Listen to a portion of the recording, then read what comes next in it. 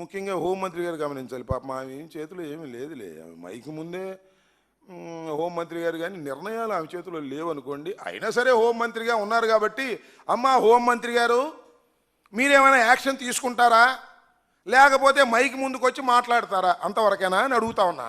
Mic ముందుకు వచ్చి నిన్న మాట్లాడారు చూశారుగా, అందరి మీద కేసులు పెట్టిద్దంట. అమరావతి మునిగిందంటే కేసులు పెట్టిద్దంట. అమరావతి మునిగింది, అమరావతి మునిగింది, అమరావతి మునిగింది, అందరూ అమరావతి మునిగింది, అమరావతి మునిగింది అంటున్నారు. ఏమిటి అన్యాయం ఉంటుంది చెప్పండి? అందరూ అమరావతి తేలింది, అమరావతి తేలింది, అమరావతి తేలిందని. మరి మునకపోతే గండి ఎందుకు కొట్టారు హైవేకి? ఇవాళ మున్సిపల్ మినిస్టర్ గారు వెళ్ళి దగ్గరుండి రాత్రి గండి కొట్టించారు. పెద్ద గండి, మామూలు గండి కాదు, హైవేకి కొత్తగా వేసినటువంటి హైవేకి గండి కొట్టేశారు, పెద్ద గండి. ఎందుకంటే మునిగిన అమరావతి నుండి నీరు బయటకు పంపడానికి కొట్టారా లేదా? మరి అమరావతి మునిగింది, అమరావతి మునిగిందంటే ఇప్పుడు తేలింది తేలింది తేలింది అని చెప్పాలా? నాకు అర్థం కాలేదు. హోంమంత్రి గారు దీనికైతే రెడీగా ఉంటారు, కానీ బుడ్డా రాజశేఖర్ అరెస్ట్ చేయడానికి మాత్రం రెడీగా ఉంటారు. అరెస్ట్ చేస్తే ఆమె ఉద్యోగం పోయే పరిస్థితుంది. అక్కడ దాకా ఎందుకు? సరే హోంమంత్రి గారిని వదిలేద్దాం. మన ఫారెస్ట్ మంత్రి గారు ఉన్నాడుగా, ఉన్నాడా? హైదరాబాద్లో ఉన్నాడా? ఇక్కడ ఉన్నాడా? హైదరాబాద్లో ఉన్నాడా? షూటింగ్లో ఉన్నాడు. అది షూటింగ్లో ఉన్నా సరేలే, అది వేరే విషయం.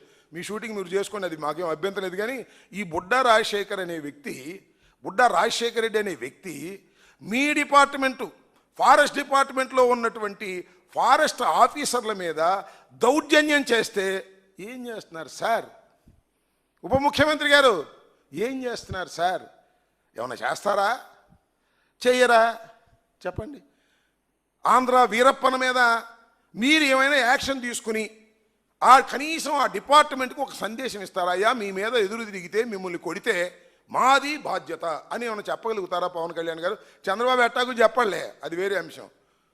నువ్వు కూడా చెప్పవు నాకు తెలుసు, ఎందుకంటే చంద్రబాబు నాయుడు గారు ఏం చెప్తే అది చేసే పరిస్థితుల్లోనే తమరు ఉన్నారు తప్ప మీ